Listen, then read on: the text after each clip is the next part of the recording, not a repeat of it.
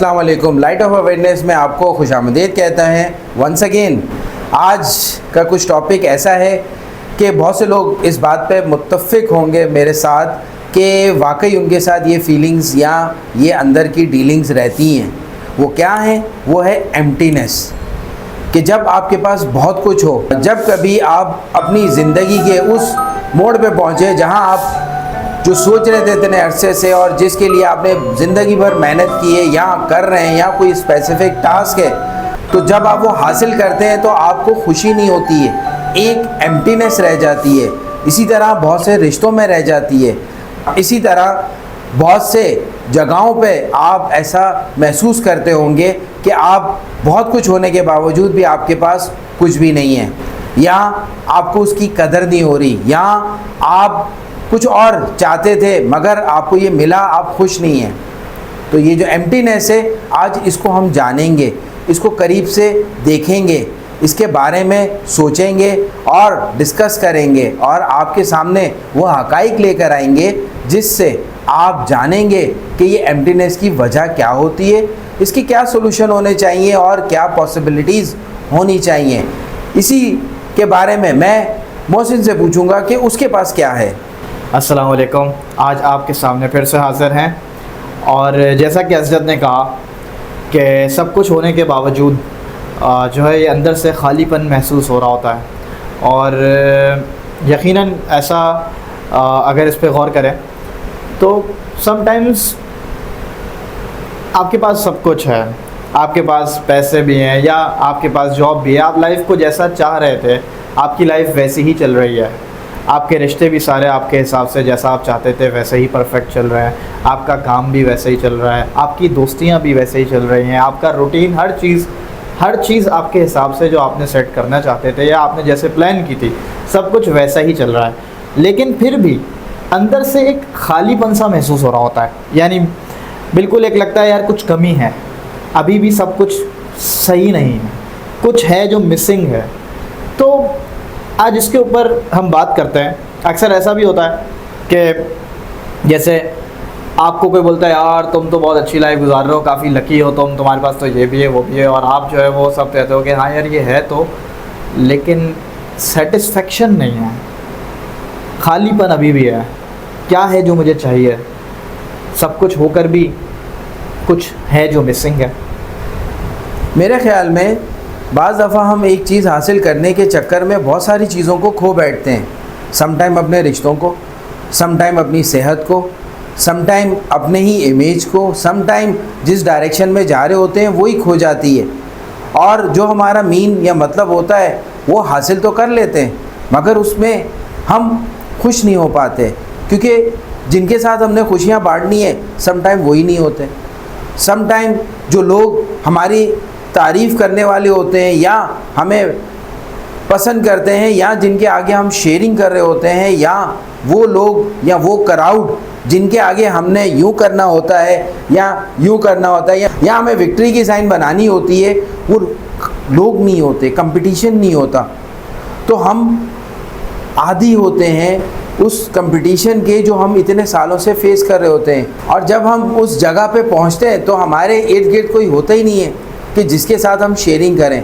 जो होते हैं हम उनसे अनफेमिलियर होते हैं और लोग इसी में बहुत सारी चीज़ें खो बैठते हैं। क्या मोहसिन ऐसा ही है? बिल्कुल ऐसा ही है। और जैसा आपने कहा कि अक्सर मतलब ऐसा हो रहा होता है कि सब कुछ है लेकिन हम जो है वो शुक्रगुजार नहीं होते।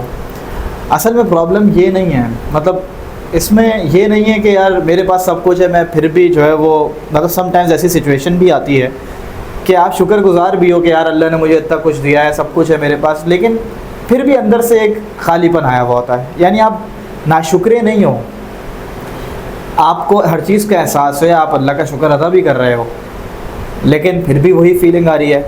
मैंने इसको पढ़ा था एक जगह, साइकोलॉजी में इसको इमोशनल नमनेस कहते हैं। यानी इसका ये मतलब नहीं है कि आप सेल्फिश हो या नाशुक्र हो, बेसिकली आप जो भी फिज़िकल वर्ल्ड में या आपकी जो भी सराउंडिंग है उसमें आप काम कर रहे हो, लेकिन इंटरनली अंदर आपकी जो रूह है वो कुछ और ही चाह रही है, आपका दिल कुछ और ही चाह रहा है, क्योंकि प्लानिंग तो आपने कर ली, दिमाग से चीज़ें चल रही है, सब कुछ वैसे ही चल रही है, लेकिन अंदर से दिल, आपकी रूह, ये चीज़ें जो है वो मुतमईन नहीं है। आप क्या कहते हैं सर? देखिए, इमोशनल नमनेस जो एक मेडिकल साइंस या साइकोलॉजी नाम देती है, आप नाम से ही जाहिर है कि नमनेस या जहाँ पर सेंसेशन ना होना, और वो एरिया आपका ऑलमोस्टली वो एरिया आपका समझ लें एक तरह के डेड हो जाना, या वहाँ सेंसेस का ना होना। जब ये ज़िंदगी में हमारे आती है एम्प्टीनेस, तो हम जो देखते हैं, जो अभी भी मैंने पहले भी कहा कि हम बहुत सारी चीज़ों के चक्कर में बहुत सारी चीज़ें गवा बैठते हैं। आपकी ज़िंदगी का जो गोल है वो आपने तो अचीव किया, उस गोल के साथ आपने क्या पे किया उस पर भी ध्यान देना चाहिए। सिर्फ अचीवमेंट नहीं देखनी चाहिए। आप जब गाड़ी चलाते हैं, आप जब पेट्रोल भरवाते हैं उसमें, तो आपने पैसे दिए, गाड़ी चली, गाड़ी ने सफ़र तय किया, उसकी मेंटेनेंस भी होनी चाहिए, उसके साथ साथ वो कितनी एफिशिएंट है उसे भी देखना चाहिए, और आप उसमें बैठ के कितना कंफर्ट हैं और आप कितनी आसानी से एक जगह से दूसरी जगह जा रहे हैं, ये सब चीज़ें मायने रखती हैं।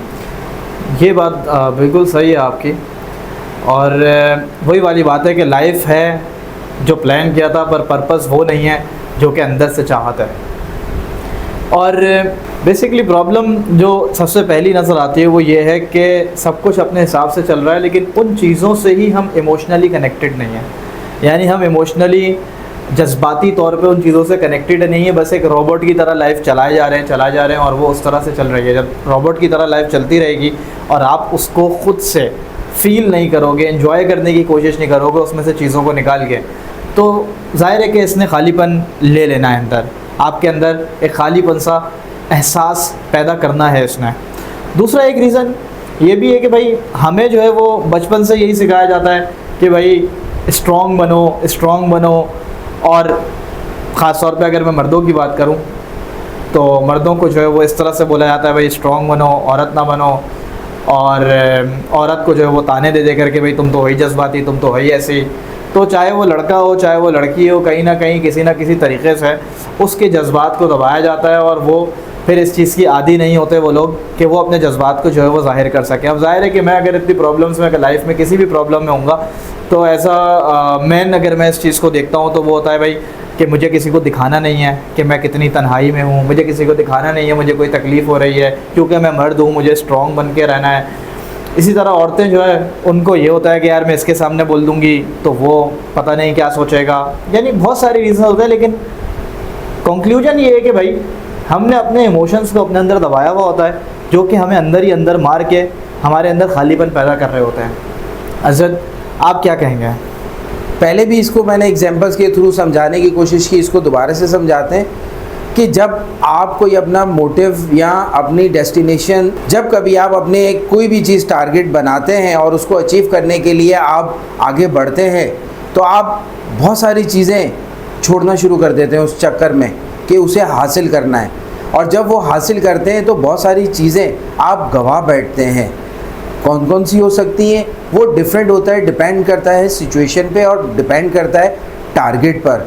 एक बंदे को लेते हैं जो हमारी दुनिया का अलमिया है कि कामयाब हो जाओ, खुद ब खुद हर चीज़ आप ख़रीद लोगे, आपके पास पैसा होगा तो आप हर चीज़ ख़रीद लोगे। मैंने अपनी ज़िंदगी में देखा कि बहुत से लोगों के पास सब कुछ है मगर उनके पास बहुत सारी चीज़ें नहीं हैं। फॉर एग्ज़ाम्पल मौत को नहीं ख़रीद सकते, फॉर एग्ज़ाम्पल सेहत नहीं ख़रीद सकते, फॉर एग्ज़ाम्पल रिश्ते नहीं ख़रीद सकते। बहुत से रिश्ते में भी के पैसा देकर आ जाएं, मगर बहुत से ऐसे रिश्ते होते हैं जो पैसों से भी नहीं हासिल होते। दिल का सुकून, रूह का सुकून। इसी तरह बहुत से लोग रात को सोने के लिए टैबलेट का इस्तेमाल करते हैं। क्यों? क्योंकि वो जिस डगर पे चलें उस डगर पे वो बहुत सारी चीज़ें मिस करते गए। एक वक्त आया कि उसकी कमी हो गई लाइफ में।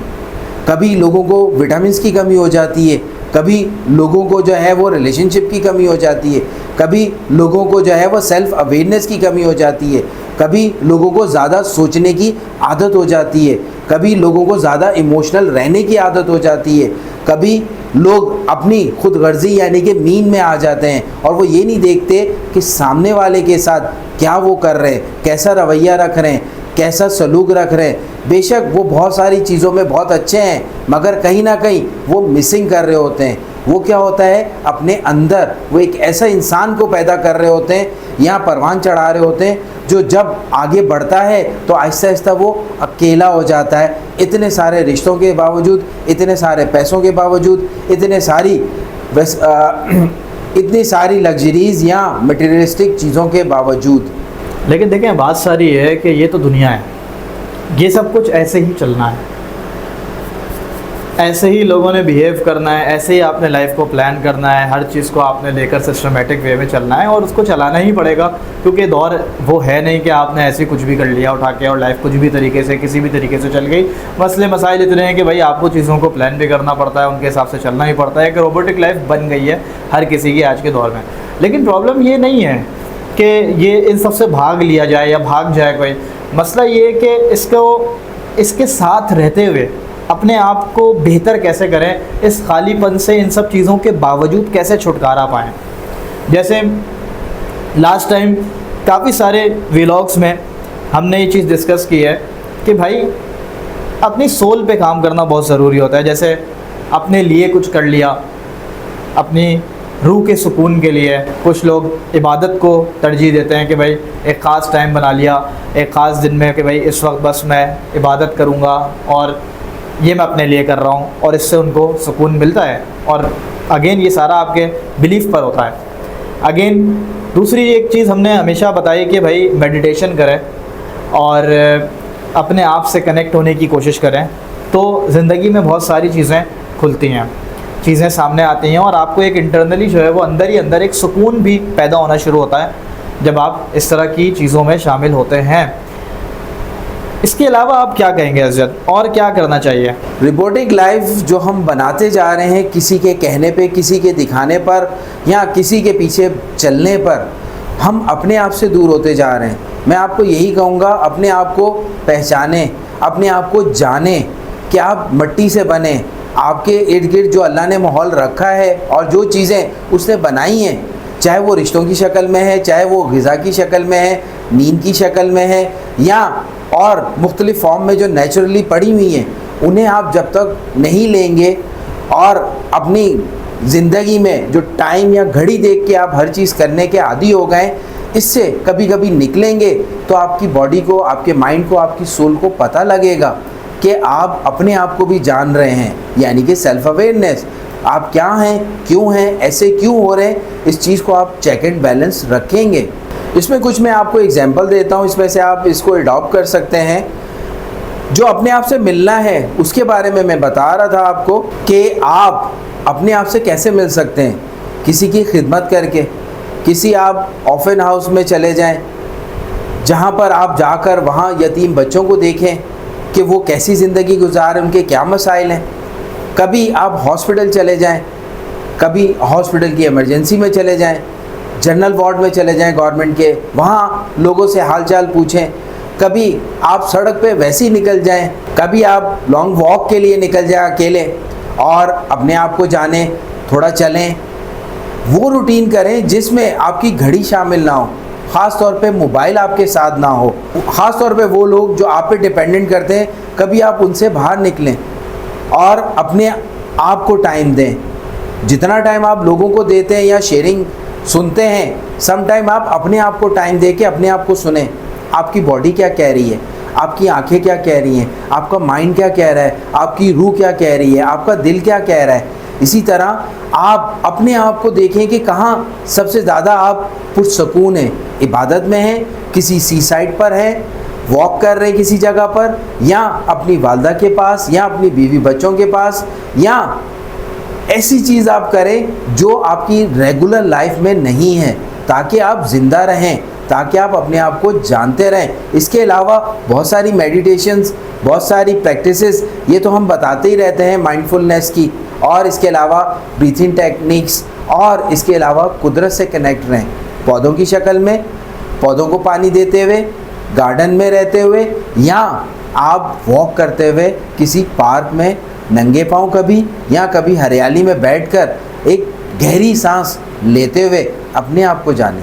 इसके अलावा एक काम आप ये भी कर सकते हैं जो कि बहुत सारे मसलों का भी हल है, कि हर किसी की ज़िंदगी में कोई ना कोई होता है जो कि उससे सबसे ज़्यादा सिंसियर होता है, या उसको ये लगता है कि वो उससे सबसे ज़्यादा सिंसियर है, और ऐसे बंदे से हम जो है वो अपनी हर बात शेयर कर सकते हैं। शेयर करने से भी बहुत सारी चीज़ें जो है वो हल होती हैं, आपका खालीपन भी कम होता है।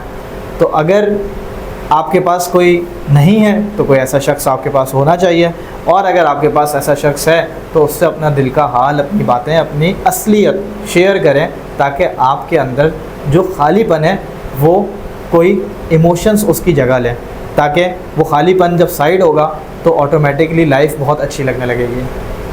अच्छा, फेक या रोबोटिक दुनिया से बाहर निकलें। रोबोटिक दुनिया क्यों? क्योंकि हर चीज़ घड़ी पे देख के यहाँ कर रहे हैं। बहुत सारी चीज़ें जो घड़ी के अलावा भी हैं उन्हें भी करने की कोशिश करें। और जो फेकपन हमारे अंदर आता जा रहा है, मीडिया को देखकर, लोगों को देखकर हम जाली मुस्कुराते हैं, हम ओवर रिएक्ट करते हैं कोई ऐसी चीज़ जिस पे हमें रिएक्शन करना चाहिए। तो आप नेचुरल रिएक्शन दें, नेचुरल बने, जिससे आपके अंदर का इंसान जागता रहे और आपको तरोताज़ा रखे। क्योंकि खालीपन का मतलब ये नहीं है कि आप में कोई कमी है। खालीपन बल्कि वो तो एक सिग्नल है कि भाई अब वक्त आ गया है, अब अपने लिए कुछ करो, अपनी रूह के लिए, अपनी ज़ात के लिए, ताकि ज़िंदगी और ख़ूबसूरत लगे। ज़िंदगी सिर्फ परफेक्ट नज़र आनी चाहिए ये ज़रूरी नहीं है। ज़िंदगी फ़ील होना बहुत ज़रूरी है। जब वो फ़ील होगी तो खालीपन अपने आप भाग जाएगा।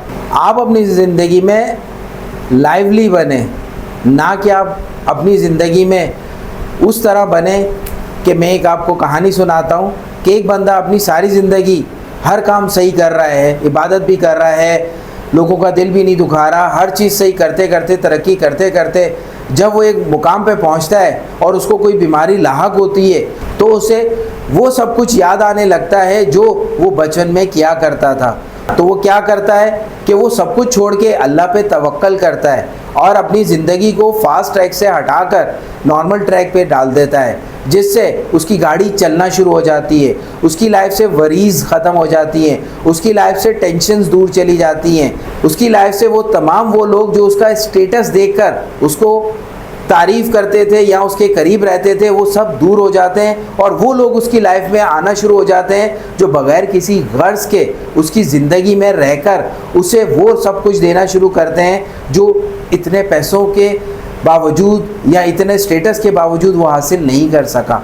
ऐसी बहुत सी स्टोरीज़ मेरे पास मौजूद हैं कि जो बताती हैं कि इंसान जब किसी मसले में फंसा, जब उसके इर्द गिर्द कोई नहीं था, एम्प्टीनेस थी उसके पास, तो उसने अपनी गाड़ी को न्यूट्रल गियर में डाल दिया। मींस वो सब चीज़ें करने लगा जो उसको बहुत पहले कर लेनी चाहिए थी, जिनसे वो दूर जा चुका था। बाहर के मुल्क से वो अपने मुल्क में आ गए, अपनी ज़िंदगी नॉर्मल कर ली और अपना रहन सहन, खाना पीना नॉर्मल कर लिया, नॉर्मल स्टेटस पर आ गए और नॉर्मल ज़िंदगी आम इंसान की तरह जीने लगे। तो वो रिकवरी कर गए, चाहे वो किसी भी बीमारी में, किसी भी सिचुएशन में हो। तो आज का लाइट ऑफ अवेयरनेस का व्लॉग आपको ये बता रहा है एम्प्टीनेस दूर करने के बहुत से तरीके हैं। कोई सा भी आप अडॉप्ट करके अपने अंदर से इस इंसान को जगा सकते हैं जो आपका अपना है, जिसने ज़िंदा रहना है इस बॉडी के अंदर और अल्लाह ने उसे ही भेजा है और उसे ही वापस भी बुलाना है। लाइट ऑफ अवेयरनेस आपको ऐसी तमाम फैसिलिटीज़ प्रोवाइड करता है जहाँ पर आप आकर अपने आप को जान सकते हैं, पहचान सकते हैं। कहीं खो गए तो लाइट ऑफ अवेयरनेस आपको वहाँ ले आएगा पॉइंट पर जहाँ से आप अपनी ज़िंदगी स्टार्ट कर सकेंगे। लाइक और शेयर ज़रूर करिएगा। अगर कुछ समझ में आया या नहीं आया कमेंट ज़रूर दीजिएगा कि हमें और इसको कैसे करना चाहिए। आपके कमेंट्स हमारी रहनुमाई ज़रूर करेंगे। तो इसी के साथ लाइक और शेयर करना ना भूलिएगा। नए हैं तो सब्सक्राइब कर लीजिएगा। अस्सलाम वालेकुम। अस्सलाम वालेकुम।